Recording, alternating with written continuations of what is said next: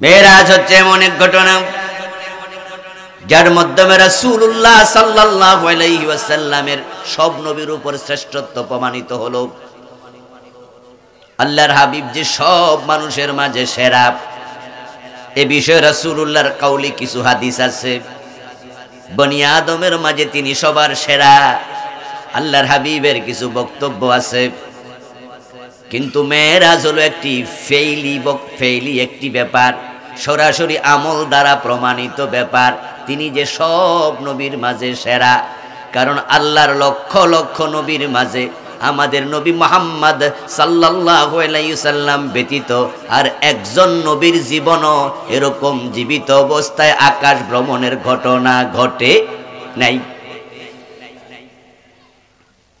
হ্যাঁ, নবী ঈসা আলাইহিস সালামকে আল্লাহ তাআলা জীবিত অবস্থায় জমিন থেকে তুলে নিয়েছেন, তবে আল্লাহ উনাকে নিয়ে রেখেছেন দ্বিতীয় আকাশে। প্রিয় নবী সাল্লাল্লাহু আলাইহি ওয়াসাল্লাম বলেছেন, আমি মেরাজের রাতে আমার ভাই নবী ঈসার সাথে দ্বিতীয় আসমানে সাক্ষাৎ করেছি। এই হাদিস দ্বারা বোঝা যায় নবী ঈসা দ্বিতীয় আকাশে আছেন, আর বাকি নবী যারা আছেন তারাও আসমানে রাসূল পেয়েছেন অনেককেই। তবে এক এক নবীকে এক এক আকাশে এক এক ভাবে পেয়েছেন। সবচেয়ে উঁচু আকাশ সপ্তম আকাশ। আল্লাহ তাআলার নবী ইব্রাহিমকে আল্লাহ সেখান পর্যন্ত নিয়েছেন তার মৃত্যুর পরে। আল্লাহর হাবিব বলেছেন, আমি সপ্তম আকাশে গিয়ে দেখি বাইতুল মামুরের সাথে ইব্রাহিম নবী হেলান দিয়ে বসে আছে। কিন্তু আমার রাসূল মৃত্যুর পরে নয়, জীবিত অবস্থায় সশরীরে তিনি সব আকাশ পার হয়ে সিদরাতুল মুনতাহায় চলে গেছে। আল্লাহ সবার উপরে রাসূলকে নিয়ে প্রমাণ করে দিলেন তিনি সব নবীর মাঝে শ্রেষ্ঠ। এই ঘটনা কোন নবীর জীবনে আর ঘটেনি। রাসূলুল্লাহ সাল্লাল্লাহু আলাইহি ওয়াসাল্লামের জীবনে আল্লাহ তাআলা এটা ঘটায়া বুঝাইলেন তিনি ব্যতিক্রম। শ্রেষ্ঠত্বের দিক থেকে তিনি একবারে উপরে। হাদিসে পাওয়া যায় মেরাজের ঘটনার সময় রাসূলুল্লাহর যাওয়ার পথে, কোন হাদিসে পাওয়া যায় আসার পথে, মসজিদ আকসার মাঝে সব নবী একত্রিত হয়েছে। আমার নবী সেখানে ইমামতি করে 2 রাকাত নামাজ পড়েছেন। তিনি সব নবীর ইমামতি মেরাজের রাতে করলেন। জিবরিল আমিন প্রিয় নবীর হাতে ধরে ইমামের জায়গায় দাঁড় করায়া দিয়া প্রমাণ করে দিলেন আপনি হলেন সব নবীর ইমাম, তাই তাকে আমরা ইমামুল মুরসালিন বলি। সেটাও ঘটেছিল মেরাজের রাতেই। এই মেরাজ রাসূলুল্লাহ সাল্লাল্লাহু আলাইহি ওয়াসাল্লামের শ্রেষ্ঠত্বের প্রমাণ। এই মেরাজ আমাদের ঈমানের অংশ। উলামায়ে কেরামের বক্তব্য হলো মসজিদে হারাম থেকে মসজিদ আকসা পর্যন্ত যে সফরটা ঘটেছিল রাত্রিকালে, অতটুকু বিশ্বাস করা ফরজ। কারণ এই সফর ইসরা, রাত্রিকালীন সফর, এটা কোরআন দিয়ে প্রমাণিত। বিশ্বাস না করলে ঈমান শেষ। আর মসজিদে আকসা থেকে আকাশ ভ্রমণ, যেটাকে উরুজ মেরাজ বলা হয়, এটা হাদিসে মুতাওয়াতির, অধিকাংশ হাদিস, ডজন ডজন হাদিস রয়েছে আকাশ ভ্রমণের ব্যাপারে। যেহেতু এটা হাদিস দিয়ে প্রমাণিত, এটাও বিশ্বাস করা ফরজ। তবে যদি কেউ বিশ্বাস না করে তাকে আমরা কাফের বলবো না, তবে তাকে বলা হবে সে পথহারা, পথভ্রষ্ট, জিন্দিক। তাহলে ইসরা এবং মিরাজের ঘটনা ঈমানের সাথে জড়িত। আর তার বিপরীতে আছে আজকের বিজ্ঞানের হাজারো অভিযোগ। যে অভিযোগগুলোর সামনে যদি যথাযথ জবাব দেয়া না যায়, আমাদের বিজ্ঞান মনস্ক আধুনিক শিক্ষিত ভাইয়েরা কনফিউজ হয়ে যাবে।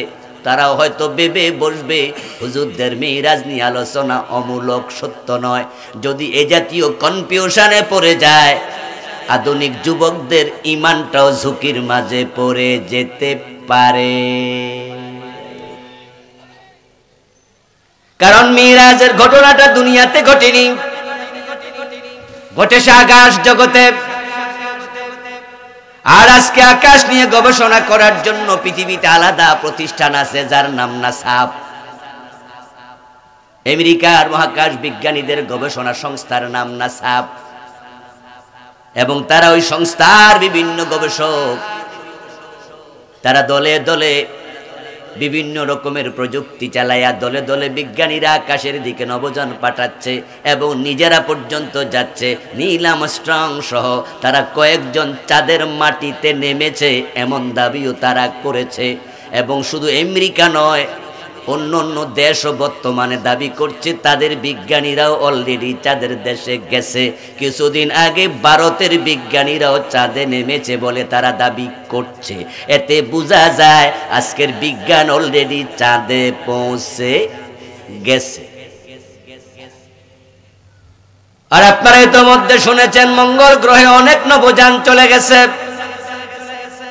মঙ্গল গ্রহের বিভিন্ন ছবি তারা দুনিয়াতে অলরেডি পাঠাইয়া দিছে, এবং মঙ্গল গ্রহে মানুষ বসবাস করতে পারবে কিনা, সেখানে যে থাকতে পারবে কিনা, এই বিষয়ের গবেষণাও তারা অনেক দূর আগায়া নিছে।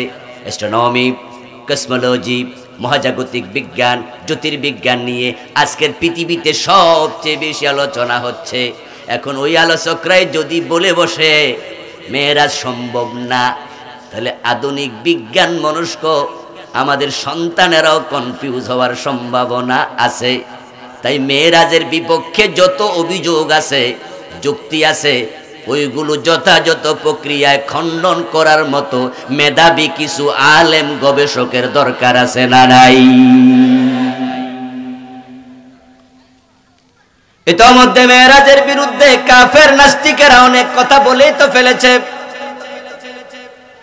প্রতি বছর যখন রজব মাস আসে তখন আমরা মেয়েরাজ কেন্দ্রিক আলোচনা করি, এবং এই মাসে দেখবেন বিভিন্ন পত্র পত্রিকায় কত নিবন্ধন লিখবে, প্রবন্ধ লিখবে, মেয়েরাজ নিয়ে কথিকা পাঠ করা হবে, মেয়েরাজ নিয়ে জুমার মসজিদগুলোতে আলোচনা হবে, এই জাতীয় মাহফিলগুলোতে কথা হবে, মেয়েরাজের আলোচনা ইউটিউবে আপলোড হবে, গুগলে চলে যাবে। নাস্তিকরা তখন এই বিষয়ে প্রতিরোধ করার জন্য নগ্ন হামলা শুরু করে দেয়। তারা আমাদেরকে কনফিউজ করার জন্য বলে, কেমনে আকাশে যাবে তোমরা, কিভাবে তোমাদের নবী গেছে? আজ থেকে 1400 বছর আগে আকাশে যাওয়ার জন্য কি ব্যবস্থা ছিল? তখন তো রকেট আবিষ্কার হয় নাই। যদি কোনো মানুষ আকাশের দিকে যেতে চায় তাহলে সূর্য তাকে বাধা দেবে, কারণ সূর্য হলো পৃথিবীর তুলনায় 13 লক্ষ গুণ বড়। ওই সূর্য পার হয়ে আকাশের দিকে তোমরা কেমনে যাবে? সূর্যের ভিতরে তাপমাত্রা আছে 1,40,00,000 অথচ দুনিয়াতে তাপ আসে 36, 37, 38, 50 ডিগ্রি। এতেই আমাদের পায়ে ফোসকা ফুটে যায়, আমরা মাটিতে হাঁটতে পারি না। 50, 60, 70 ডিগ্রি হলে আমরা ঘেমে ঘরমাক্ত হয়ে যাব, হিট স্ট্রোক শুরু হয়ে যাবে। 100-200 ডিগ্রি সেলসিয়াস তাপমাত্রায় আমরা সহ্য হয়ে যাব। আগুনের তাপমাত্রা কত? মোমবাতির ভিতরে আছে 1000 ডিগ্রি সেলসিয়াস, আঙ্গুল দিয়ে রাখতে পারবেন না, 30 সেকেন্ড আঙ্গুল পুড়ে যাবে। এখন সূর্য 1,40,00,000 ডিগ্রি সেলসিয়াস, ওখান দিয়ে তোমাদের নবী বেঁচে জিন্দা গেল কেমনে? এই যে আমার সামনে মাইকের স্ট্যান্ড দাঁড়িয়ে আছে, সম্ভবত এটা 700 রড হবে। আমরা বিভিন্ন বিল্ডিং বানায় 500 রড দেখি, 700, 800 রড দেখি। এই রডগুলা খনি থেকে এভাবে আসে নাই। খনি থেকে রড তোলার পর, লোহা তোলার পরে ওই লোহাগুলোকে প্রক্রিয়াজাত করে এভাবে তৈরি করে। আয়রন ফ্যাক্টরিগুলোতে দেখবেন কিভাবে আগুন জ্বলছে। ওই আগুন দিয়া রড মোমের মতো গলাইয়া তারপরে রড চাচের ভিতরে ঢুকাইয়া 100, 200, 300, 500 রড তৈরি করে। রড গলানো লাগে, মোমের মতো বানানো লাগে। আর আগুনের তাপ যখন 1500 ডিগ্রির বেশি হয় তখন রড গলে মোম হয়ে যায়। সেটা 2000, 2500 ডিগ্রি তাপ দিলে একবারে পানি হয়ে যাবে। এই যদি আগুনের উত্তাপে রড পানি হয়ে যায়, 1,40,00,000 ডিগ্রি সেলসিয়াস তাপমাত্রা, ওই সূর্যের ভিতর দিয়া তোমাদের নবী গেল কেমনে? যদি এই যুক্তি দেয়, আমাদের বিজ্ঞান মনস্ক সন্তানরা বলবে যুক্তি তো খারাপ না, গেলটা কেমনে? কথা তো ঠিক। মাথার ভিতরে পেঁচ লেগে যাবে। আধুনিক নাস্তিক বিজ্ঞানীরা যুক্তি দেন, হিমালয় পর্বত হলো চূড়া, যেখানে আছে এভারেস্ট, তার উচ্চতা হলো 29,000 ডিগ্রি, 29,000 ফিট। ওই 29,000 ফিট হিমালয়ে যখন নভোচারী আপনার যারা পাহাড় আরোহী তারা যায়, তখন দেখবেন তাদের ফিটের মাঝে অক্সিজেনের বোতল থাকে। মাত্র 29,000 ফিট উপরে গেলে যদি অক্সিজেন লাগে, তোমাদের নবী তো আসমান পার হইয়া গেছে। সূর্যের দূরত্ব তো 9,30,00,000 মাইল।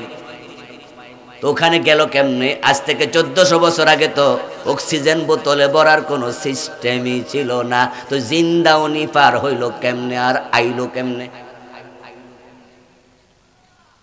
আমাদের বিজ্ঞান মনস্ক যুবকেরা বলবো, প্রশ্ন তো সঠিক, উত্তর কি? বিজ্ঞানী নিউটন আবিষ্কার করেছেন গ্র্যাভিটেশন ফোর্স। উনি কোন আপেল গাছের নিচে বসে তিনি আরাম করছিলেন, একটা আপেল তার মাথায় পড়লো, তা থেকে তিনি আবিষ্কার করলেন আপেলটা নিচে আসলো কেন, উপরে গেল না কেন।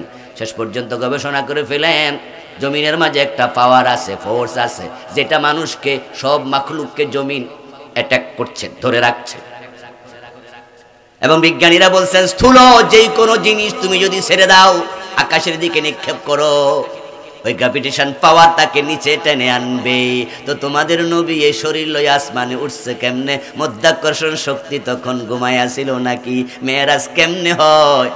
এগুলো তারা বলবে সত্য নয়। যেমন আবু জেহেল, আবু লাহাব মেরাজ বিশ্বাস করে নাই, কারণ তারা অঙ্কের হিসাব মিলাইছে।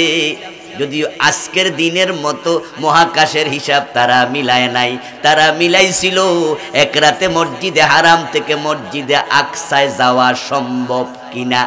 আকাশের ব্যাপারে তারা জানতই না। তাই রাসূলুল্লাহ যখন বলেছেন গত রাতে আমি মসজিদে আকসায় গেছি, সর্বপ্রথম শ্রোতা ছিল আবু জেহেল নিজে। কারণ প্রিয় নবীজি বলেন সেই রাতে সফর থেকে ফিরে এসে আমি হাতিমে কাবায় দাঁড়ায় আছি অথবা বসে আছি, অবস্থান করছি, পাশ দিয়ে আবু জেহেল যাচ্ছিল। উনি আমাকে জিজ্ঞাসা করলো, বাতিজা নতুন কোনো খবর আছে নাকি?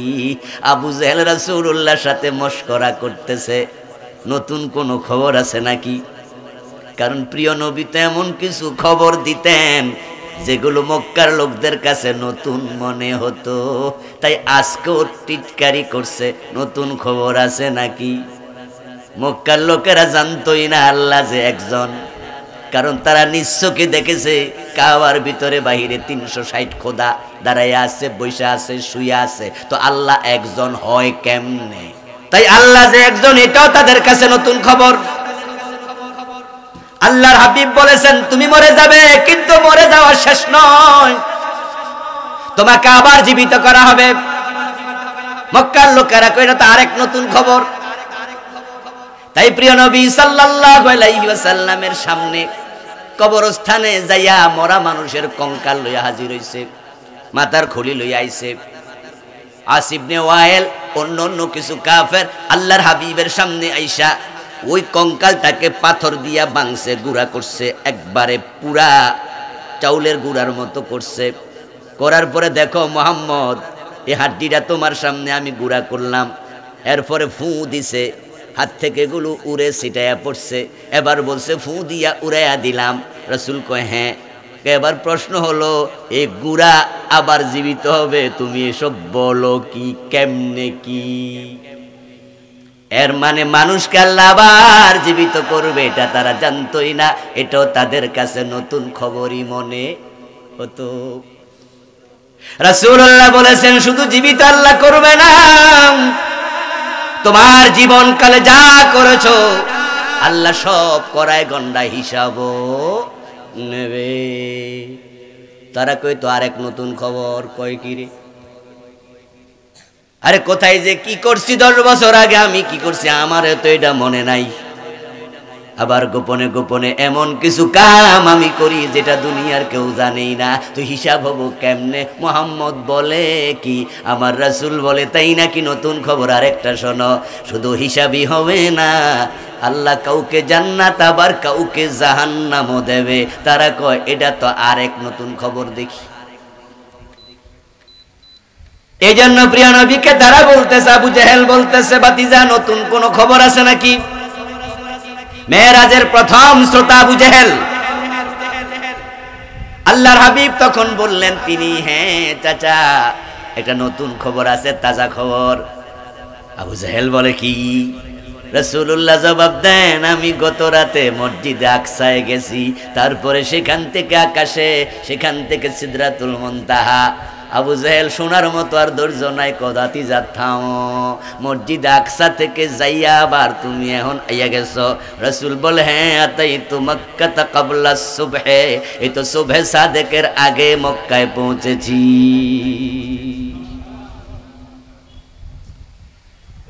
আবু জাহেল মনে মনে ভাবে, বলে কি রে, যেতে লাগে 40 দিন, আসতে লাগে 40 দিন। তাফসীরে কাশফ প্রণেতা আয়াতের ব্যাখ্যায় লম্বা আলোচনা করেছেন।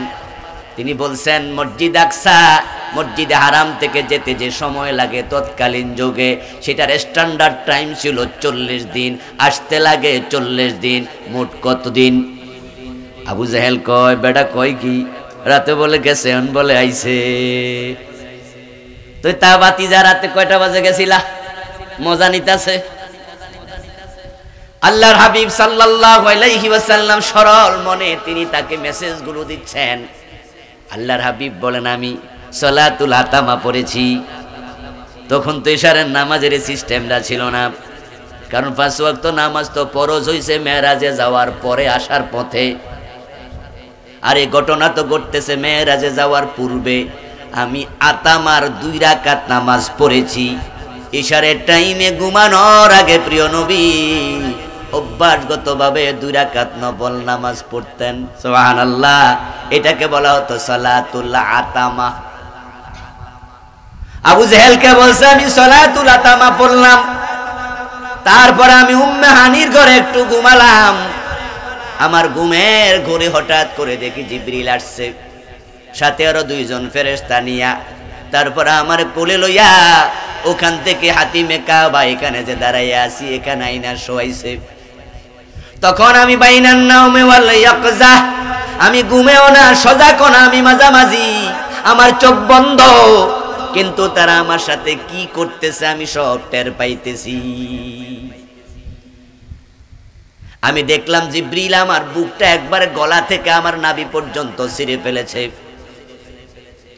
ওপেন হার্ট সার্জারি নামে একটা চিকিৎসা বাংলাদেশে এখন চলমান আসেনি, শুনছেন নি? হার্টে ব্লক হলে ওপেন হার্ট সার্জারি করে রিং টিং করা, এনজিওগ্রাম করার পরে এই যে একটা সিস্টেম আছে, কারো এনজিওগ্রাম করে, কাউকে কাইটটা তারপরে ঠিক করে।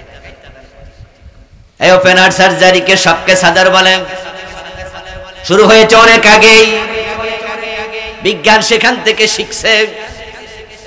আল্লাহর হাবিব বলছে, আমার পুরা বুক তারা ছিঁড়ে ফেলেছে, তারপরে আমার কলবটা বের করেছে, তারপরে এবার একটা স্বর্ণের পেয়ালা এনে ওই পেয়ালার মাঝে জমজমের পানি রেখে আমার পুরাটা কলব ধুয়ে নিছে। সুবহানাল্লাহ পড়েন। এগুলো আপনাদের জানা ঘটনা। তাই মেরাজের মূল আলোচনা আমার আলোচ্য বিষয় নয়। আমার আলোচ্য বিষয় হলো মেরাজ নিয়ে কনফিউশন তৈরি হলে তা কেমনে ভাঙতে হয়, এবং মেরাজের ব্যাপারে কেউ করে বাড়াবাড়ি, কেউ করে সারাসারি। যারা সারাসারি করে তারা মেরাজ বিশ্বাস করে না, হতে পারে না, মেরাজ যুক্তি দেখায়। আবার কিছু লোক আছে মেরাজ আলোচনা করতে যাইয়া এমন কিছু গাঁজাখুরি গল্প ঢুকায়া দেয় যেগুলো মেরাজের সাথে কোনো সম্পর্কই নেই। আমরা ইসলামে কিছু ঢুকতেও দেব না, বের হতেও দেব না। মা আতাকুমুর রাসূলু ফাখুযুহু ওয়া মা নাহাকুম আনহু ফান্তাহু। ইসলামের মডেল, আইডল, ইসলামের কিছু মূলনীতি আছে। রাসূলুল্লাহ মডেল, উনার কথাগুলো মূলনীতি, আল্লাহর কথা মূলনীতি। ইসলাম এমন একটি ধর্ম যা থেকে কিছু কমবে না, যার ভিতরে কিছু ঢুকবে না। পুরাটাকে পাহারাদারি করার দায়িত্ব আলেম ওলামাদেরকে নিতে হবে।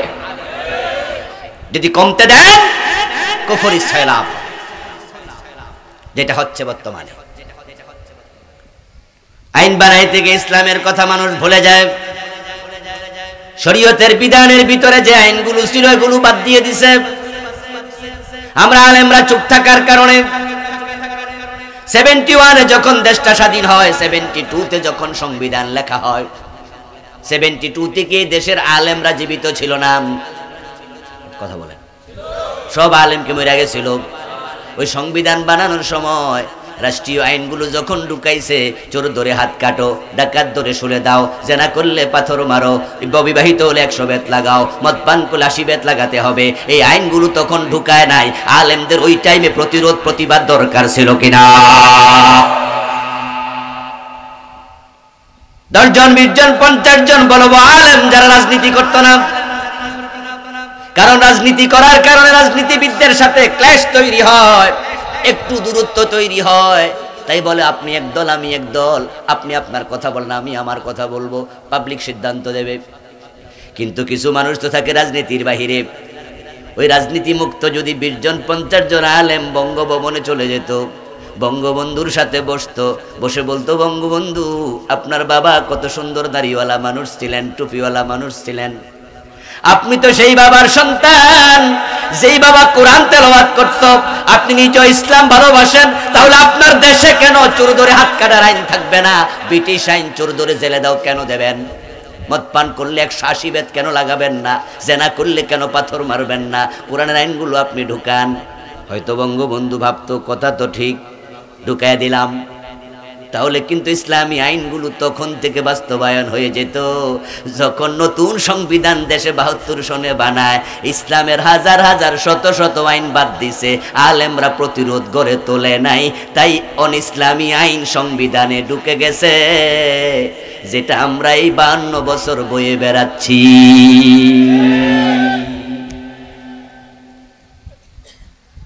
আলেমরা চুপ থাকলে পরে শরীয়তের বিধান পরিবর্তন হয়ে যায়। এজন্য অন্যায় দেখে কোনো আলেম চুপ থাকতে পারে না।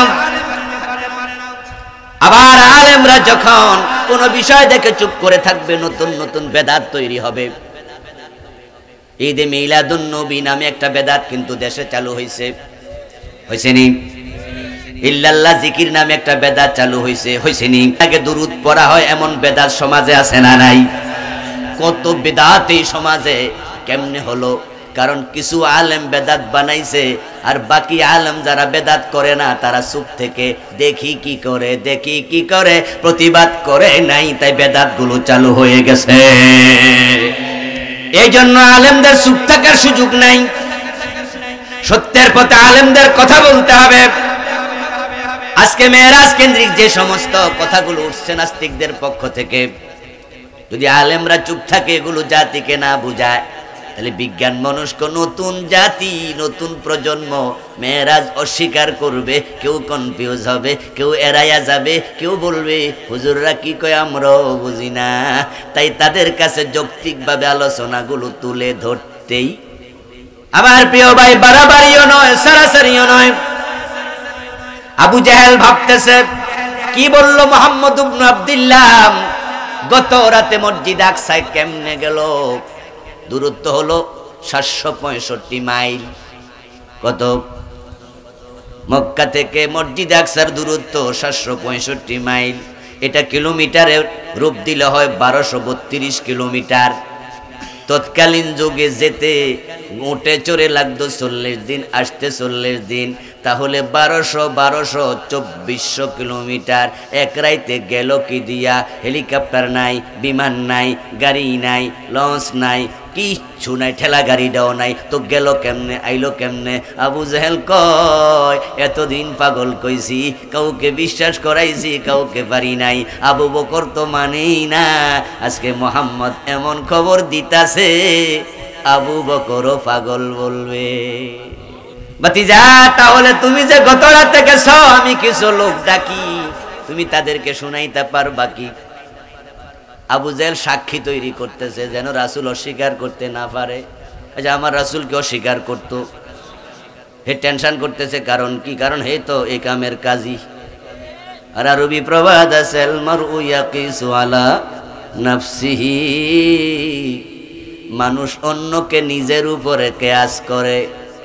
রাতের 3টা বাজে যদি পুকুর ওযু করতে যান, আপনি দেখবেন ওই ফারে পানি লড়ে, তাই আপনি মনে মনে ভাববেন তাহাজ্জুদ আমি একা পড়ি না, ওই বাড়ি তো তাহাজ্জুদ পড়ি না আছে। আর ওই পাশে যে বেড়া পানি লারে মূলত বেড়া চুরি কইরা আইছে, আইয়া বেড়া হাত মুখ ধুইতাছে, বেড়া মনে মনে বলে চোর আমি একা না, ওই বাড়ি তো চোর।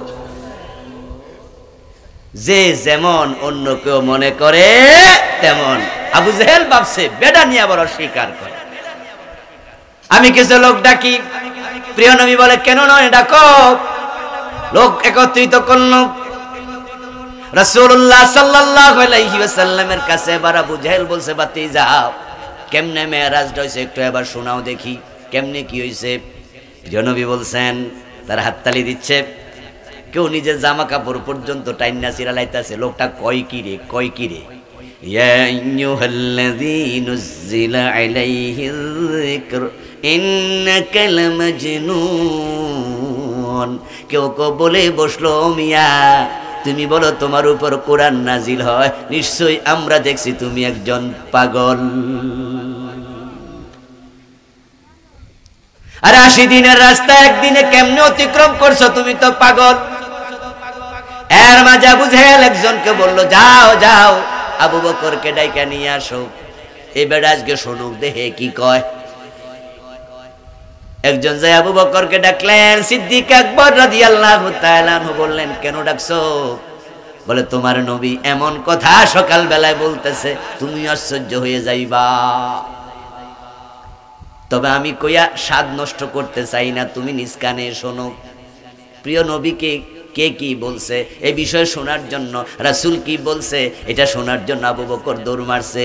গিয়ে দেখে হাতিমে কাবার চারপাশে অনেক লোক জমা, সেখানে তাদের মক্কার নেতা আবু জেহেল সাহেব। আবু বকর সিদ্দিক রাদিয়াল্লাহু তাআলা আনহুকে দেখে আবু জেহেল বলে রাস্তা ছাড়ো, হেরে আগে আইতে দাও। আল্লাহর হাবিবের সামনে সিদ্দিক আকবর গেলেন, রাসূলুল্লাহ কিছু বলার আগে সালাম দিলেন, আসসালামু আলাইকুম ইয়া রাসূলুল্লাহি আইনা কুনতাল লাইলা قد التمستك في مكانك فلم أجدك আবু বকর সালাম দিয়ে বলে ইয়া রাসূলুল্লাহ গত রাতে আপনি কোথায় ছিলেন? যে যে জায়গায় আপনি নরমালি থাকেন আমি খুঁজেছি কোথাও পাই নাই, আগে এইটা কোন রাত্রে ছিলেনটা কই? সুবহানাল্লাহ বলবেন না? এখনো কি আবু বকর কিছু শুনেছে মেরাজের? শুনিনি এখন। আবু জেহেল তো এখন আরেকজনের দিকে তাকায়, কিরে আবু সুফিয়ান হে কি কয়? হে কয় গত রাতে ছিল না, হে বলে গেছে মেরাজ, আর এই আইয়া কয় হে নাকি খুঁজে পাইছে না, ব্যস্ত লাগে যেতেছে দেখতে। আল্লাহর হাবিব বলেন আবু বকর তুমি আমাকে কেমনে পাইবা? আতাইতু আসহাবি বিমাক্কাতা ক্বাবলা সুবহ, আমার সঙ্গী সাথী মক্কা তোমাদের কাছে আমি তো সুবহে সাদেকের একটু আগে আইছি। গত রাতে কইছিলেন? এবার রাসূলুল্লাহ বলেন আমি মেরাজে গেছি। কেমনে গেছেন এবার বলতেছে, প্রিয় নবী থেকে আবু বকর শুনলেন সংক্ষিপ্ত আকারে। আর আবু জেহেল ভাবতেছে আবু বকর তাদের মতোই মাত্রই বলে ফেলবে, এগুলো মানি না, বিশ্বাস করি না। এক রাতে এত দূরে কেমনে গেছেন, আকাশে কেমনে উঠছেন, পেছলাই গাছ যাবে। কিন্তু আবু বকর সবার চোখের মাঝে, গালের মাঝে, মুখের মাঝে সুনকালি মাইক্কা দিয়া আমার নবীর দিকে তাকায়া বলে দিল সাদাক্তা ইয়া রাসূলুল্লাহ, ও আমার নবী আপনি যা বলেছেন সব সত্য বলেছেন। আবু জেহেল কইলো কি কইলা ভাতিজা, কি কইলা তুমি? সব সত্য কেমনে? কি এইগুলো তুমি বিশ্বাস করলা কেমনে? আবু বকর কি তাদের মতো অঙ্কের হিসাব করেছে? কথা বলতে হবে আপনাদের। ওদের মতো অঙ্কের হিসাব করছে? এক রাতে কেমনে যাবে, কেমনে আসবে, 40 দিন না 80 দিন কে দিয়ে গেছে, কিচ্ছু বিশ্বাস হিসাব করে নাই। আমার রাসূল বলেছে, আর কিসের কথা? ঠিক না? ঠিক না? আমরা তো সেই মুমিন আবু বকরের মতো মেরাজকে আমরা বিনা প্রশ্নে বিশ্বাস করব, ঠিক আছে? তারপরে লজিক গুলো এবার আমরা দেখব কোন লজিকও আছে কিনা। ইসলাম ইলজিক্যাল কোন ধর্ম নয়, ইসলাম পরিপূর্ণ লজিক্যাল, পরিপূর্ণ সায়েন্টিফিক। প্রতিটা বিধানের পিছনে সায়েন্টিফিক যুক্তি আছে, লজিক আছে। তবে হ্যাঁ দুই একটা খেলাপ আছে, তার মাঝে আমার বন্ধু মেয়ের মুজিজাগুলো হবে খেলাপ, যুক্তি দিয়ে বুঝা যাবে কম, বুঝা যাবে না। রাসূলের ইঙ্গিতে আঙ্গুলের চাঁদ 2 টুকরা হয়ে গেছে, এটা যুক্তি দিয়ে কখনো বুঝানো যাবে না। কিছু বিধানও এমন আছে, ওযু করে মসজিদে ঢুকলেন, এখনো চেহারার পানি মুছেন নাই। মসজিদে ঢুকলেন, বারান্দায় দাঁড়িয়ে আছেন, এখনো হাতের পানি মুখের পানি মুছেন নাই, ভিজাই আছে। পেটটা ভালো নয়, গ্যাস্ট্রিকের প্রবলেম, হঠাৎ করে একটু কাশ দিছেন, আপনার নিচ দিয়ে একটু হাওয়া বাইর হইছে, অজুটা আছে না গেছে? যারা চুপ করে আছেন তাদেরটা রইছে, কথা বলেন, অজু আছে না গেছে? আচ্ছা, অজু যাওয়ার পরে এখন শরীয়তের বিধান কি? নামাজ পড়ে নেবেন না আবার অজু করা লাগবে? অজু করতে গেলে কি দিবেন? আবার মুখ দো, আবার হাত দো, অথচ মুখের পানি তো এখনো শুকায় নাই। মুখের দোষ কি? মুখ কোনো দোষ করছেনি তো শীতের মাঝে হেরে শাস্তি দিবেন কেন? পেট খারাপ, হাওয়া কি মুখ দিয়ে বেরিয়েছিল? আর মুখ দিয়ে হাওয়া বাড়লে অজু ভাঙে নাকি? তাহলে ইসলাম বলতেছে মুখ দো, হাত দো, পা দো, মাথা মাসে করো। এখন কেউ যদি লজিক দাঁড় করা, এখানে অভিযোগ দাঁড় করা, ইসলামের এই বিধান মানবো কেন? এগুলো মানার মতো না, কারণ দোষ করছে যে বেড়া হেতেরে দুইতে কয় না। আমরা বলবো হ্যাঁ হ্যাঁ তোমার যুক্তি এখানে ঠিক, কেন আমরা মুখ ধুইব, হাত ধুইব, হাতের দোষ নাই, মুখের দোষ নাই, তবে আমার আল্লাহ বলেছে, এই জন্য এখানে কোনো লজিক চলবে না, বিনা প্রশ্নে মাথা পেতে মেনে নিতে হয়। কিছু কিছু বিধান আছে আল্লাহ আমাদের সাইকোলজির বাহিরে দিচ্ছে। আল্লাহ দিয়ে দেখতে চায় আমার বান্দা আমি আল্লাহকে হাকিম মানে নাকি তার আকলকে হাকিম মানে। আমার বন্ধু ওযু করতে পানি নাই, পানি না পাইলে কি করবেন? নামাজ পড়বেন কিনা? নাকি নামাজ বাতিল? মাফ, কি করতে হবে?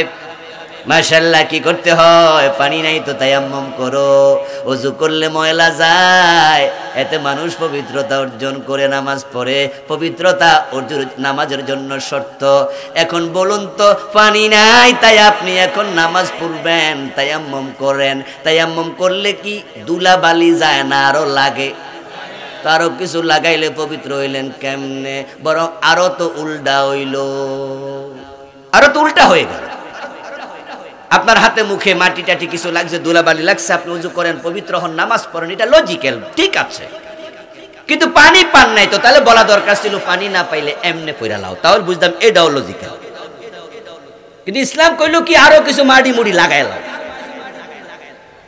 এখন মাটিতে হাত মারো, তারপরে মাটি লাগাও, লাগানোর পরে এখন তুমি পবিত্র নামাজ পড়ো, এটা এই লজিক্যাল। ইসলামের এই বিষয়ে কোন মুমিন প্রশ্ন তোলেনি, তায়াম্মুম করে ধুলাবাড়ি লাগাবো কেন? আমার আল্লাহ বলেছে কোনো প্রশ্ন চলবে না, ঠিক কি না? আসলিম তাসলাম, ইন্নামাল মুমিন কাল জামালিল আনিফি হাইসুমা কিদা ইনকাত।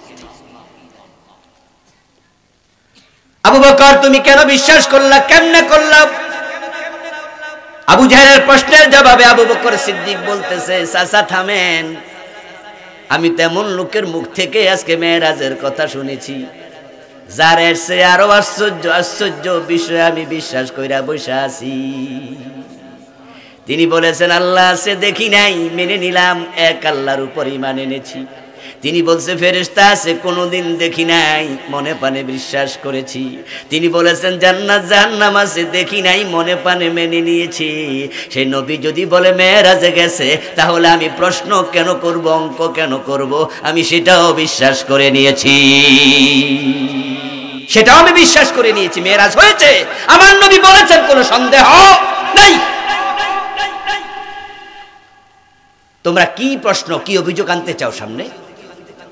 আমার রাসূল কেমনে মেরাজে গেল, তাই তো মাধ্যাকর্ষণ শক্তি টেনে ধরে রাখতো, অথচ বিজ্ঞানের জয়যাত্রার কারণে আমরা তো তার উত্তরও পেয়ে গেছি। বিজ্ঞানে একটি সূত্র আছে যেটার নাম এসকেপ ভেলোসিটি, বাংলায় যেটাকে বলে মুক্তি গতি। বিজ্ঞানের সেই সূত্র আবিষ্কার করে মহাকাশে এখন যান পাঠায়, সেই সূত্রের মাধ্যমে নবযান বানায়, তার গতি হয় প্রতি সেকেন্ডে 8 মাইলের বেশি। ঘন্টায় যদি 25,000 মাইল বেগে কোনো নবযান তৈরি করে দুনিয়া থেকে মহাকাশে পাঠানো যায়, তাহলে তার গতির কারণে মাধ্যাকর্ষণ শক্তি ওই নবযানকে আটকাতে পারবে না। এই থিওরি সামনে নিয়ে স্কেপ ভেলোসিটির থিওরির আলোকে তারা রকেট বানায়া আকাশে এখন যায়। এবার গতি কত? সেকেন্ডে 8 মাইল। আর আমার আল্লাহ আমার নবীকে মেরাজে নিছে, আকাশে নিছে, যেই প্রাণী দিয়া, যেই জান দিয়া নবজান, তার নাম ছিল বুরাক। বারকুন শব্দ থেকেই বোরাক এসেছে। বারকুন মানে বিদ্যুৎ, বিদ্যুতের চমক। আর বিজ্ঞান বলেছে বিদ্যুতের গতি হলো প্রতি সেকেন্ডে 1,86,000 মাইল।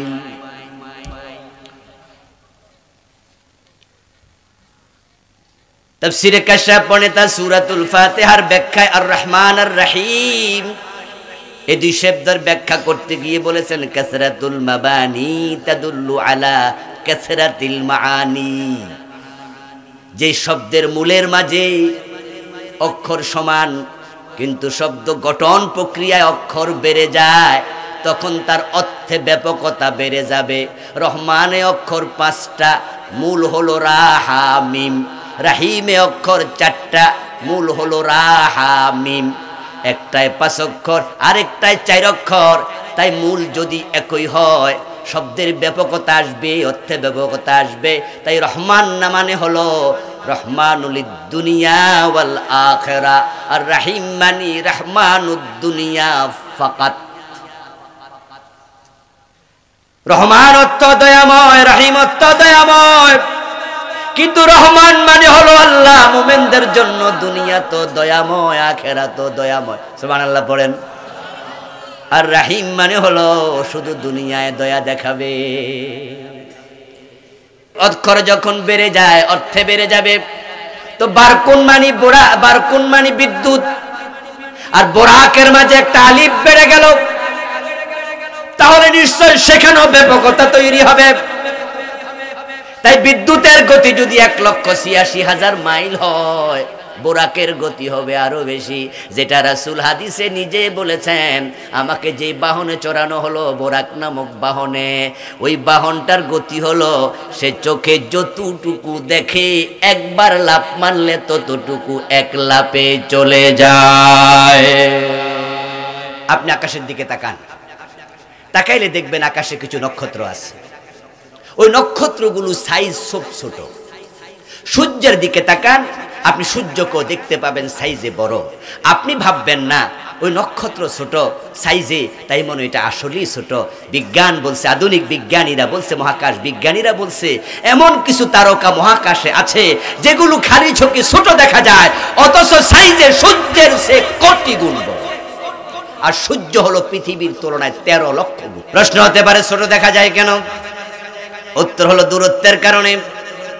এখন এবার বলুন, সূর্যের দূরত্ব 9,30,00,000 মাইল।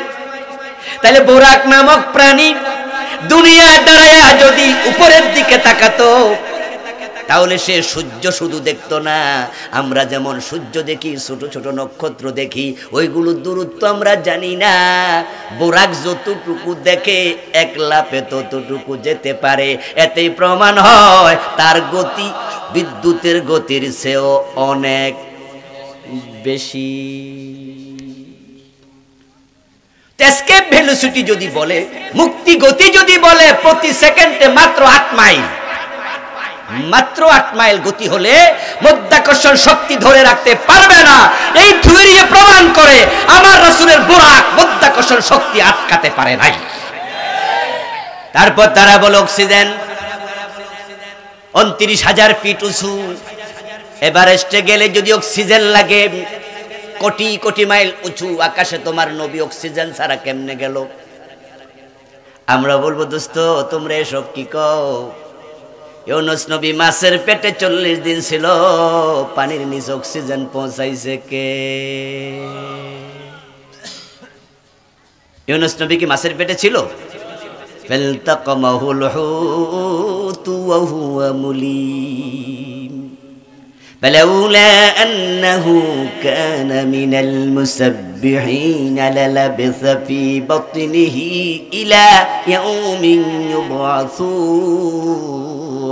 আমার আল্লাহ কোরআনে বলে, একটা বড় মাছ ইউনূসকে গিলে ফেলেছে, যেমন মানুষ ভাত খাওয়ার সময় লোকমা গিলে ফেলে। ইউনূস নবী মাছের পেটের ভিতরে তাফসীরবিদরা বলেন 40 দিন ছিলেন। 40 দিন পরে মাছ উনাকে বমি করে দিয়েছে। উনি মাছের পেটে ছিলেন, কিন্তু মাছ উনাকে হজম করতে পারেনি।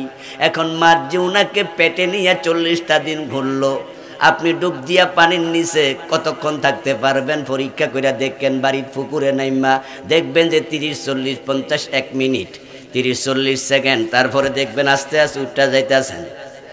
1 মিনিট পর্যন্ত পারবেন, 1.5 মিনিটের মাথায় থাকতে পারবেন না। কেউ জোর করে ধরে রাখলে 5 মিনিট পরে আমনি আউট। তো ইউনূস নবী 40 দিন ছিল, অক্সিজেনটা দিল কে?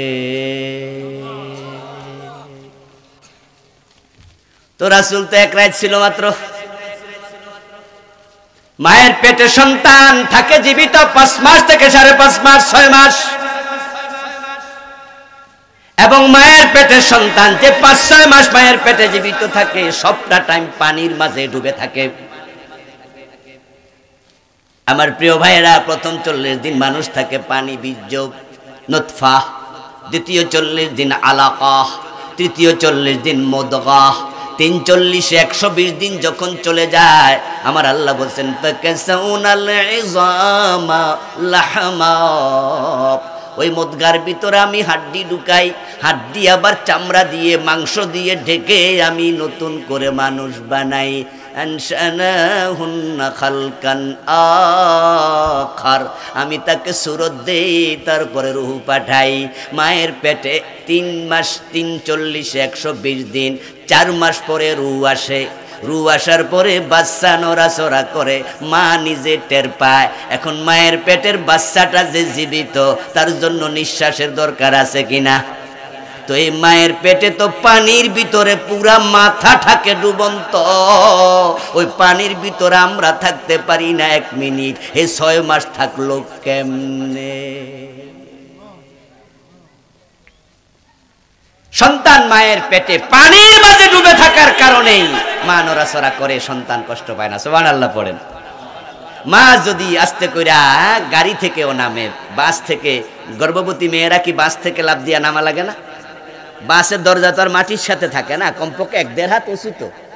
তো মা যখন 1 পা দেয়, আরেক পা একটু পরে দেয়, একটা ধাক্কা কিন্তু লাগে। ওই বাচ্চার কিচ্ছু হয় না, কারণ বাচ্চা তো পানির মাঝে ড্রপিং করতে থাকে। সুবহানাল্লাহ পড়েন।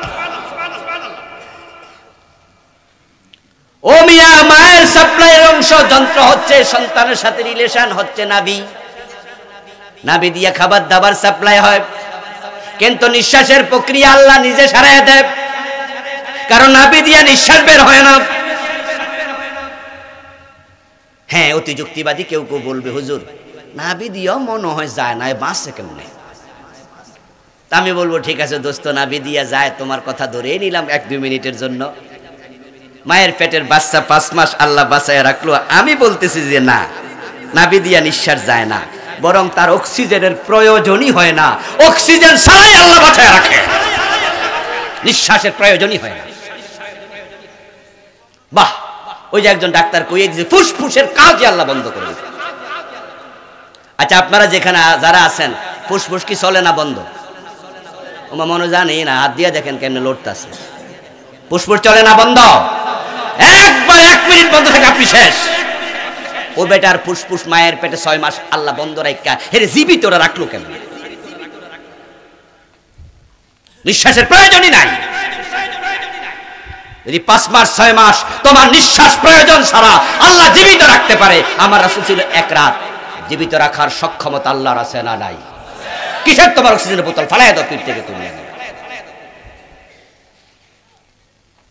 না না হুজুর, ওই ভাইয়ের সাথে একমত না হইয়া বেড়া কইল না না, নিঃশ্বাস মনে হয় নে, ওই নাভির তার মার দিয়া যায়। আমি বলবো দোস্ত, এবার তাহলে শোনো, এই যে ডিমের ভিতর থেকে মুরগির বাচ্চা বাইর হয়, ডিম ফোটার 1 দিন 2 দিন আগে কানের কাছে নিয়ে দেখো, বাচ্চার কিন্তু আওয়াজ শোনা যায়। এখন ওই বাচ্চারও তো নিঃশ্বাসের সাপ্লাই লাগবে, ওই মুরগির ডিমের ছিদ্রটা আছে কোন জায়গায় দেখাও।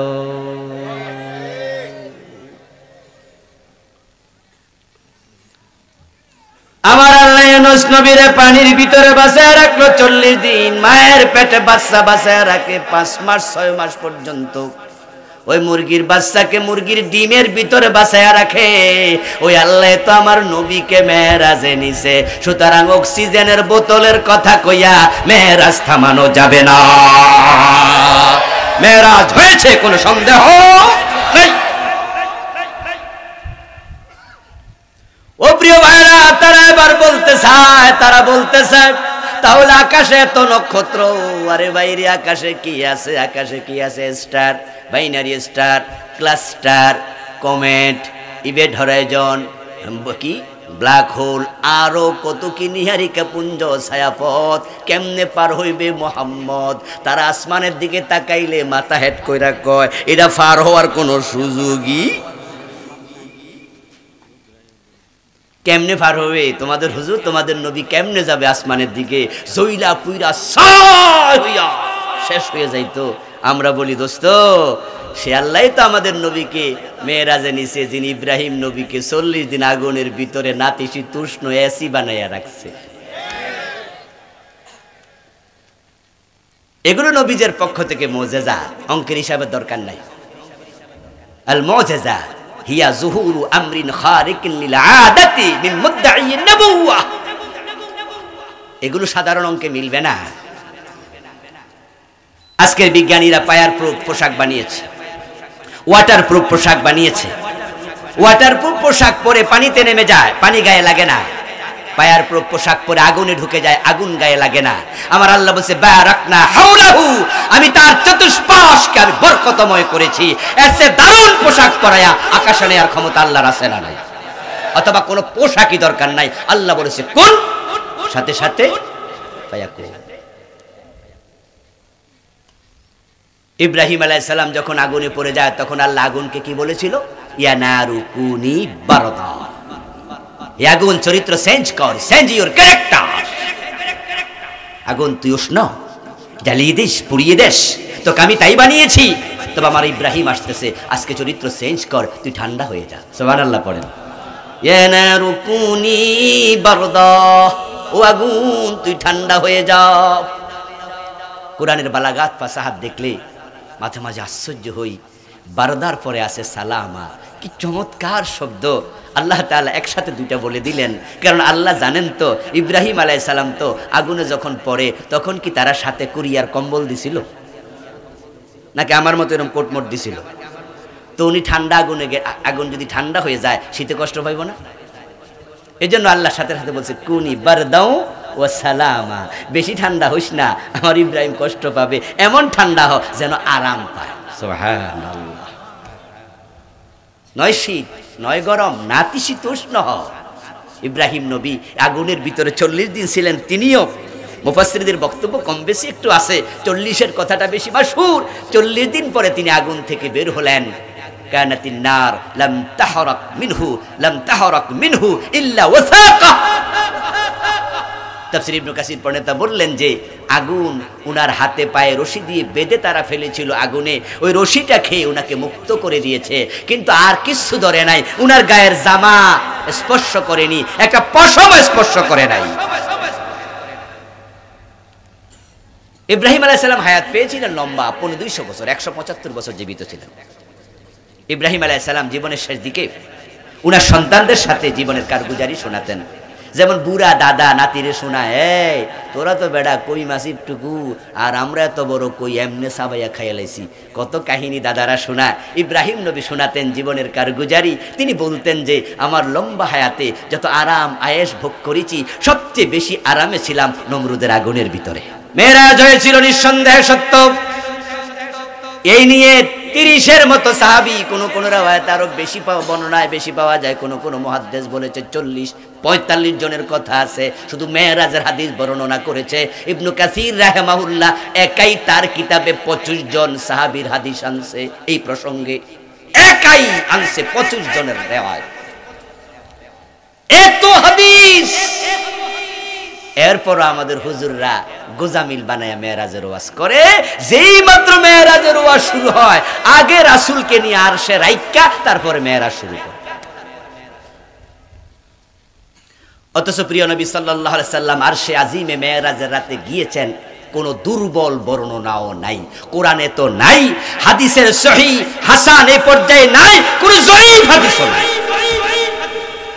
অথচ মেরাজের আলোচনাটাই শুরু হয় আরশে আজিমে নিয়ে রাইখা। আজ থেকে 13 বছর আগে বইটা আমি লিখেছি। আলহামদুলিল্লাহ নাম দিয়েছি মিরাজ আধুনিক বিজ্ঞান। 4 বছর লাগাইয়া খাইটা বিভিন্ন বই টই গাইটা তারপরে লিখছি। এই বইতে আমি এনেছি অমূলক কথাগুলো যা আছে তার মাঝে এটাও এনেছি যে আরশে গিয়েছে রাসূল, এটা জয়ীফ হাদিস দিয়েও প্রমাণিত নয়। রাসূলুল্লাহ যদি মেরাজের রাতে আরশে যেতেন এটা থাকতো আলোচনায় সবচেয়ে বেশি। কারণ আরশে গেলে দেখা হইতো কার সাথে? সুবহানাল্লাহ, ভাইরা কথা কয় না। আরশে গেলে দেখা হইতো কার সাথে? আর রহমান আলাল আরশ ইস্তাওয়া, রহমান তো আরশের উপরেই। আর যদি আল্লাহর লগে দেখা হয়ে যেত তাহলে তো এই আলোচনা সরাসরি কোরআনের মাঝে আল্লাহ বলে দিতেন। রাসূল সারা দিনে শুধু কইতো, ও ভাই আমি আমেরিকায় গিয়েছিলাম একাধিকবার, আলহামদুলিল্লাহ কনফারেন্সে গিয়েছি আর কি, কিন্তু বারাক ওবামার সাথে আমার দেখা হয়নি, ডোনাল্ড ট্রাম্পের সাথেও না। যদি আমার সাথে আমেরিকা যাওয়ার পরে বারাক ওবামার হোয়াইট হাউস আমার দাওয়াত দিবার, আমি হোয়াইট হাউস গিয়েছি, দেখার জন্য গিয়েছি ওয়াশিংটন সিটিতে, রাস্তা থেকে দেখে চলে আসছি। যদি আমার সেখানে ডোনাল্ড ট্রাম্প দাওয়াত দিয়া নিত, নরমালি আমি সেলফি তুলি না, গত কয় বছরে তুলছি কিনা সন্দেহ লাগে, মনে থাকে না, তুলি না আমি নরমালি। কিন্তু বারাক ওবামা যদি আমার দাওয়াত দিত তাহলে আমি এক কপি তুলতাম, কারণ বাড়িতে এসে কমপক্ষে বউরে দেখাইতাম যে দেহ আমি কেডা। কারণ বাহিরে আমরা যত বড় হুজুর, ওই ঘরের তারা হুজুর মানতে বেশি একটা চায় না আর কি, কারণ ঘরের তারা লাগে সারাদিন থাকি তো, ওই জন্য বেশি হুজুরগিরি দেখানো যায় না। আর একটু দেখাইলে জানি আপনি কত বড় হুজুর। এই জন্য বারাক ওবামার সাথে কমপক্ষে 2-4টা সেলফি তুইলা আমি ঘরে কমপক্ষে না দেখাইতাম যে দেখো হয়ে মাই। আর এগুলা রাখা দিতাম আলমারিতে সুন্দর করে, পরবর্তী নাতিরে দেখাইতাম তো দাদা কেডা দেখ গেল। কারণ হচ্ছে আমেরিকার সাপোর্টটা আমার কাছে যতটা ইম্পর্টেন্ট, জাতির কাছে যতটা ইম্পর্টেন্ট। হ্যাঁ, বাংলাদেশের কত লোক আমেরিকায় থাকে, আমি আমেরিকায় গিয়েছি, কত হুজুর, এ হুজুরও কত দেশে গেছে, এটা কোনো নিউজ না। কিন্তু বারাক ওবামা চায়ের দাওয়াত দিছে আমেরিকার প্রেসিডেন্ট, নিশ্চয়ই এটা একটা ব্যতিক্রম নিউজ। রাসূলুল্লাহ কেমনে মেরাজে গেল, বোরাকের কথা কইল, পথে কোন নবীর লোকে দেখা হইল সেটাও কইল, তারপরে প্রথম আকাশে কি হলো, দ্বিতীয় আকাশে কি হলো, তৃতীয় আকাশে কি হলো, যাওয়ার পথে নবী মূসাকে কবরে কি অবস্থায় দেখলো সেটা বললো, আসমানে নবী ঈসা কি করে, ইব্রাহিম কি করে সব কইল, জান্নাত দেখলো, জাহান্নাম দেখলো, সব কইল। আর আল্লাহর লোকে দেখা হইছে, আল্লাহর আরশে গেছে, আসলটাই বুঝি বাদ দিছে। নবী মূসা দরখাস্ত করেছিলেন, রব্বি আরিনি,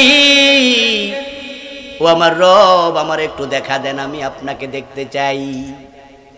আমার আল্লাহ জবাব বলছে, লান তারানি, ও মূসা তুমি আমারে দেখতে পারবা না, দুনিয়া চর্মচোখে দেখা হয় না। নবী মূসা যেখানে আল্লাহরে দেখতে চাইয়া দেখতে পাইল না, আমার রাসূল যদি মেরাজের রাতে আল্লাহরে দেখতো নিশ্চয় আল্লাহ কোরআনে এটা বলে বুঝাইয়া দিত, উম্মতে মুহাম্মদী দেখো তোমাদের নবী মূসার চেয়ে কত সেরা। আর রাসূলও নিজে কথা বলতেন যে আল্লাহর লগে আমার দেখা সাক্ষাৎ হয়েছে, কথাবার্তা হয়েছে, এই কথা বলছি। কিন্তু আল্লাহর সাথে কথা হয়েছে রাসূলের একটি হাদিসে পাওয়া যায়, আর সেটাও ঘটেছিল আকাশে ফেরার পথে।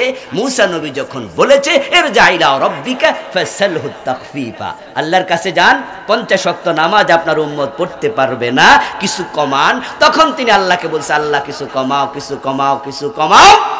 আল্লাহ 10 10 10 10 করে 4 বারে 40 কমাইছে, পঞ্চম বারে গেছে আর আরো 5 কমাইছে, 45 কমে গেল। 5 ওয়াক্ত নিয়ে রাসূল ফিরছেন, নবী মূসা আবার বলল বিকা উমিরতা। দোস্ত, নবী মুহাম্মদুর রাসূলুল্লাহ আল্লাহ আপনাকে কি দিয়েছে বলেন তো? বলল 5। মূসা নবী বলে আবার যান, কমান কমান।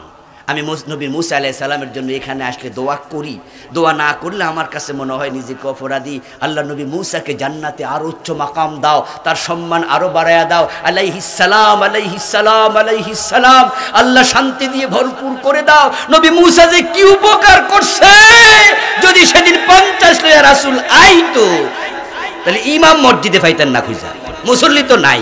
কথা কি ঠিক না বে ঠিক বললাম? আরে ভাই এখন 5 ওয়াক্ত, তাই তো ফজরে মুসল্লি নাই। এমন মসজিদও বাংলাদেশে আছে ইমাম আর মুয়াজ্জিন শুধু, এবং আমি মানিকগঞ্জে এমন মসজিদ পাইছি ইমামও নাই মুয়াজ্জিনও নাই। আমি জোহর না আসর পড়তে ঢুকলাম, আসরের নামাজ মাহফিলে যাচ্ছিলাম। ড্রাইভার সাহেবকে বললাম যে একটা মসজিদ দেখে দাঁড়াইও। এটা মসজিদে দাঁড়ালো, ভালো বেড়া টেরা নাই মসজিদের, হালকা একটু টিনের ঘর টাইপের। তা আমি ঢুকলাম, ঢুকে দেখি 1 ইঞ্চি পরিমাণ হবে ধুলাবালি রাস্তার পাশে। কবুতরের পায়খানা, বিভিন্ন সরুই পায়খানা পড়ে আছে। ইন্না লিল্লাহি ওয়া ইন্না ইলাইহি রাজিউন। মসজিদের অবস্থা এমন কেন? বাইরে হলাম, বাইরে দাঁড়াইলাম, এক লোক পাইলাম, এই ভাই এই মসজিদের অবস্থা এমন কেন? বলে হুজুর আজকে তো বৃহস্পতিবার, আমরা তো শুক্রবার একবার আসি, 6 দিন গেছে তো ওই জন্য ময়লা হয়ে গেছে। সরল সহজ স্বীকারোক্তি যে আমরা তো সপ্তাহে কয়বার আসি, তো এই জন্য 5-6 দিন ময়লা পড়ছে, আবার কালকে সকালে সাফ করে এলাম। আমার প্রিয় ভাই, 5 ওয়াক্ত নামাজ, তাই ফজরের টাইমে মসজিদ খালি থাকে, নামাজি পাওয়া যায় না। আর 50 ওয়াক্ত হইলে ইমাম সাহেব নবী মুসার জন্য দোয়া করা দরকার আসেনি? মুসা আলাইহিস সালাম, বলেন আলাইহিস সালাম। আরে আপনি দোয়া করলেও উনার কিছু আসে যায় না, না করলেও কিছু আসে যায় না, কিন্তু কইলে আপনার সওয়াব, আপনার লাভ, ঠিক কি না? আমার প্রিয় ভাই, রাসূলুল্লাহ বলেন, আপনি আমাকে বলেছেন সালতু রাব্বি হাত্তা ইস্তাহিয়াইতু ওয়ালাকিন আরদা ওয়া উসাল্লিম। ও নবী মুসা, আপনি বারবার বলছেন আমি গেছি, কিন্তু বারবার যাইতে শরম লাগে, এরপরও গেছি। আল্লাহ 45 কমাইয়া দিছে, এখন 5। আপনি কইতাছেন আরেকবার যান, আমি আর যাবো না। আমি আল্লাহরে কইয়া দিয়ে আইছি, আল্লাহ 5, আমি মেনে নিয়েছি। আমার ধাক্কায়েন না, ঠেললেন না, আমি যাইতাম না, আমি 5-এর ব্যাপারে রাজি।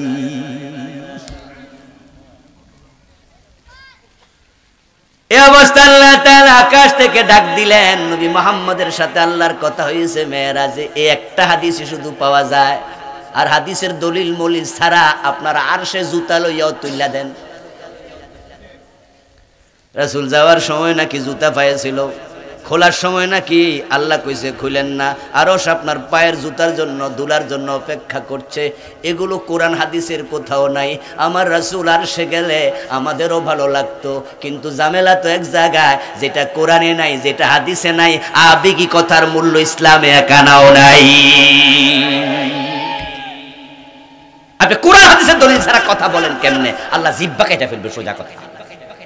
উল্টা পাল্টা ওয়াজ করবেন, প্রতিটা কথার হিসাব দিতে হবে। মা ইয়ালফিজু মিন কাউলিন ইল্লা লাদাইহি রাকিবুন আতীদ। সাবধানে কথা বলো, মাইপা মাইপা বলো। আমার প্রিয় ভাই, রাসূলুল্লাহ আল্লাহ তাআলা ডেকে বলেন, ইয়া মুহাম্মাদু লা ইউবাদদালুল কাউলু লাদাইয়া ইন্নাহুন্না খামসু সালাওয়াতিন ফি কুল্লি ইয়াউমিন ওয়া লাইলা লিকুল্লি সালাতিন 10 ফাযালিকা 50। আমার রাসূল মুসা আলাইহিস সালামকে যখন বলল আমি 5 মেনে নিয়েছি, আল্লাহ আকাশ থেকে ডেকে বল, মুহাম্মদ নবী, আমার সিদ্ধান্তে হেরফের হয় না। আমি 50 বলেছি, 50 কিন্তু আমি কমাই নাই। কারণ তোমার উম্মত 5 ওয়াক্ত নামাজ পড়বে, প্রতি ওয়াক্ত পড়লে 10 গুণ সওয়াব দিয়ে দেব। 5 ওয়াক্ত পড়লে 50-এর সওয়াব পেয়ে যাবে। ফাযালিকা 50। রাসূলুল্লাহ সাল্লাল্লাহু আলাইহি ওয়াসাল্লাম মেরাজে গেলেন। কেমনে গেলেন, কিভাবে গেলেন, সব তিনি বলেছেন। এই বইটা আমি এই প্রসঙ্গে হাদিস আনছি 41টা। আপনারা 2 জুমা নয় ওয়াজ করবেন না, 3 জুমা। এই 41টা হাদিস যদি অনুবাদ পড়ে শোনান, তাও তো 3 জুমা যাবো গা। তো মিছা কথাগুলা কওয়া দরকারটা কি? ওয়াজ বুঝি আর খুঁজে পায় না। বলে কি, রাসূল যখন যায় তখন জিবরিল আমিন সিদরাতুল মুনতাহা পার হইয়া কয়, হুজুর আমি আর যাইতে পারবো না। লাউ তাকাদ্দামতু খাতওয়াতান লা হাতারিকান্না, যদি 1 কদম আগাই আমি জ্বলে পুড়ে শেষ হয়ে যাব। শুধু আমনে যান। হাযা কিযবুন কাবীর, এটা একবারে ডাহা মিথ্যা কথা। অথচ কত বুজুর্গ আলেমকে আমি ওয়াজ করতে শুনেছি, আপনারাও শুনে থাকবেন। প্রখ্যাত মুহাদ্দিস আব্দুল্লাহ ইবনে সিদ্দিক আল উমারি রাহিমাহুল্লাহ, তিনি মাদেহুর রাসূলিল আযম আল বুসিরির লেখা ওই বইতে উনার কথা নকল করা হয়েছে। ওয়া মিনাল গুলুবিল মাযমুম জা'ামুহুম আন্না নাবিয়্য সাল্লাল্লাহু আলাইহি ওয়াসাল্লাম লাম্মা বালাগা সিদরাতাল মুনতাহা তাআখারা জিবরিল ওয়া ক্বালা লাউ তাকাদ্দামতু খাতওয়াতান লা হাতারিকান্না হাযা কিসবুন কাবীর। والواقع أن جبريل عليه السلام لم يفارق النبي صلى الله عليه وسلم تلك الليلة لحظة واحدة كان معه في سدرة المنتهى وغيره আলেম ওলামার অর্থ বুঝে ফেলেছেন। আমার সাধারণ ভাইদের জন্য অনুবাদ করা লাগে। এখানে আপনার প্রখ্যাত মুহাদ্দিস আব্দুল্লাহ ইবনু সিদ্দিক কুমারী বলতেছেন এটা চরম মানে নিকৃষ্টতম বাড়াবাড়ি। জিবরিল আমিন রাসূলকে বলেছেন সামনে গেলে জ্বলে যাব, এটা চরম মিথ্যা কথা। জিবরিল আমিন সেই সফরের রাতে প্রিয় নবীকে যখন থেকে নিয়েছেন মক্কায় ফিরা পর্যন্ত এক মুহূর্তের জন্য আলাদা করেন নাই, সারাক্ষণই সাথে ছিলেন। আজকে ভণ্ডরা এই হাদিসটা, এই বানানো এই মন গড়া কথা দিয়া রাসূলকে জাতি নূর বানাতে চায়। আমাদের কুমিল্লাতে একজন বক্তা ছিল ডক্টর আহমদ গয়ম। গয়ম বলছি এই কারণে যেন পুরা নাম না বলি, কারণ তিনি মরে গেছেন। আর গয়ামের বাংলা শুদ্ধ বাংলা আছে, গয়াম বোঝেন তো? না বুঝলে ভালো কিছু করার নাই। এই যে লোকজন কইছে হেরাত তো শুনে লইয়া।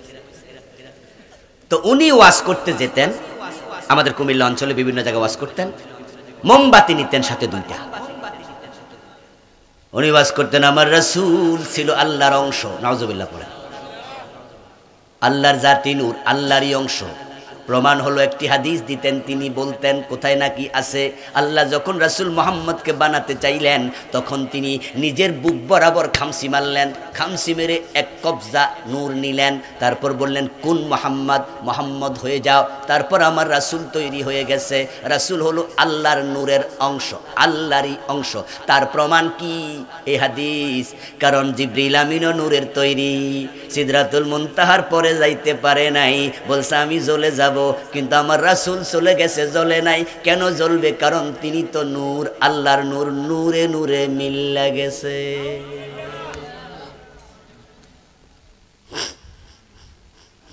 যেই ঘটনার অস্তিত্বই নাই হেডা দিয়া তিনি আল্লাহর রাসূলকে নূর, জাতি নূর বানাইছেন। এখন পাবলিকের সামনে কি করত? হাতের মাঝে মেশবাতি লইয়া ওই মোমবাতিটা জ্বালাইতো। মোমবাতি জ্বালাইয়া এবার বলতো আপনারা তো মনে মনে ভাবছেন আল্লাহ তাআলা যখন নিজের বুক বরাবর খামসি মারলেন তখন এক কবজা নূর উঠলো, তো এখানে খালি হইয়া গেছে, এজন্য আমি মোমবাতি জ্বালাইলাম। এবার আরেকটা মোমবাতি হাতে নিয়া আগুন নিত। আগুন নিয়ে বলতো এখন কয়টা মোমবাতি জ্বলে? পাবলিক বলতো দুইটা।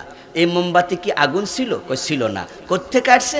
এহানতে। তো এখানে কি কমছে? কই কমে নাই। তো আল্লাহ নূর নিছে, আল্লাহর নূরও কমে নাই। দেখেন আপনি কোথা থেকে পথভ্রষ্টতা শুরু হয়। আচ্ছা আমার প্রিয় ভাইরা, আল্লাহর হাবিবকে জিবরিল আমিন বলল আমি আর যেতে পারবো না, গেলে জ্বলে যাবে।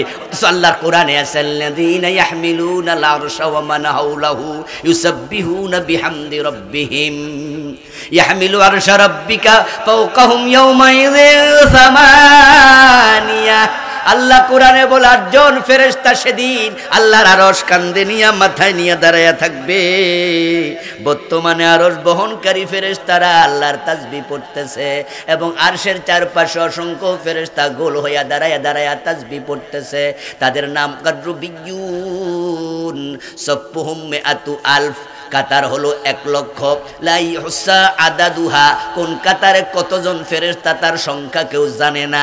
সবাই মিলে আল্লাহর আরশের চারপাশে দাঁড়ায়া শুধু ইউসাব্বিহুনা বিহামদি রাব্বিহিম, আল্লাহর তাসবিহ পড়তেছে। কিছু ফেরেশতা আরশ কাঁধে নিয়ে খাড়াইছে, কিছু ফেরেশতা চারপাশে খাড়াইছে। হেরা কেউ জ্বলে না, জিবরিল একা জ্বলে। কারণটা কি? জিবরিল না তাদের নেতা। যে হুজুর এতদিন পর্যন্ত এই ওয়াজটা করছেন জিবরিল যাইতেই পারে নাই, হেরার কাছে আমার প্রশ্ন কোরআনের এই আয়াতের কি জবাব দিবেন? আপনাকে দিতে হবে। ফেরেশতাদের নেতা কি জিবরিল না?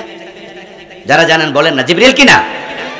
আচ্ছা, রুহুল আমিন, রুহুল কুদুস, কত নাম উনার, কত স্পেশালিটি তার। উনি যাইতে পারে না, উনার জুনিয়র ফেরেশতারা কান্দে লইয়া খাড়া রয়েছে, তারা কেউ জ্বলে না।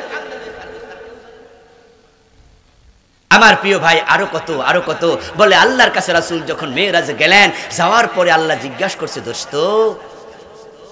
দোস্তের বাড়িতে গেলে কত কিছু নিয়ে যায়, আপনি কি আনলেন? তখন রাসূল বলছে আত্তাহিয়াতু লিল্লাহি ওয়াসসালাওয়াতু ওয়াত-তাইয়্যিবাতু, আল্লাহ কই পাইয়া গেছি আসসালামু আলাইকা আইয়ুহান নবিয়্যু। এই ওয়াজ ছোটকালে শুনছি, ফেমাস বক্তারা ওয়াজ করছে, আর কি মজা পাইয়া সুবহানাল্লাহ কইছি। এই বই লিখতে গিয়া দেখি এটার কোনো অস্তিত্বই নাই। এই আত্তাহিয়াতু মেরাজের রাত্রির উপহার ওদিন আল্লাহ বলেছে, কোন হাদিসে নাই, সনদ সহ কোনো জায়গায় নাই। আমাদের আব্দুল্লাহ জাহাঙ্গীর স্যার, হ্যাঁ আব্দুল্লাহ জাহাঙ্গীর স্যার হাদিসের নামে জালিয়াতি এই বইতে তিনি লিখেছেন। আমার প্রিয় ভাইরা, রাসূলুল্লাহ সাল্লাল্লাহু আলাইহি ওয়াসাল্লামকে এই মেরাজ প্রসঙ্গে কত বানোয়াট কথা ঢুকাইছে লোকজন। হ্যাঁ, আল্লাহর হাবিব সাল্লাল্লাহু আলাইহি ওয়াসাল্লাম মেরাজে গিয়েছে, এরপরে কি করছে, মেরাজ ঘটেছে, এসে দেখে বিছনা এখনো গরম, পানি এখনো অজুর পানি গড়াচ্ছে, ঘরের দরজার কড়াটাও এখনো নড়তেছে। অথচ রাসূল কয় আতামা পইরা গেছি, সবে সাদেকের আগে আইছি। তো রাসূলের হাদিস ফালাইয়া নিজেরা এমন কিছু বানাইছে, আর পাবলিক সুবহানাল্লাহ জোরে মারতেছে, অথচ এগুলোর কোনো অস্তিত্বহীন আরো অসংখ্য কথা ঢুকেছে। এটা নিয়ে আমি আলাদা বাব এ বইতে আলাদা অধ্যায় এনেছি।